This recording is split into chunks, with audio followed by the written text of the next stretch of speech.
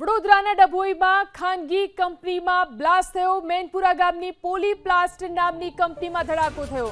કેમિકલના બેરલમાં આગ લાગતા અફરાતફરી મચી ગઈ। દુર્ઘટનામાં 4 લોકોને ઈજા પહોંચી છે। એક વ્યક્તિને વધુ ઈજા પહોંચી હોવાથી તેને વડોદરા ખસેડવામાં આવ્યા। કંપની પાસે ફાયર એનઓસી ન હોવાનો આરોપ લાગ્યો છે। તો કંપનીમાં બ્લાસ્ટ વડોદરાના ડભોઈમાં આ ઘટના બની છે।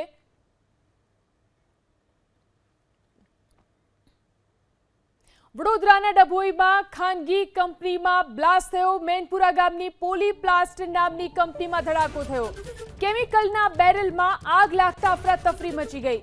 દુર્ઘટનામાં 4 લોકોને ઈજા પહોંચી છે। એક વ્યક્તિને વધુ ઈજા પહોંચી હોવાથી તેને વડોદરા ખસેડવામાં આવ્યા। કંપની પાસે ફાયર એનઓસી ન હોવાનો આરોપ લાગ્યો છે। તો કંપનીમાં બ્લાસ્ટ વડોદરાના ડભોઈમાં આ ઘટના બની છે।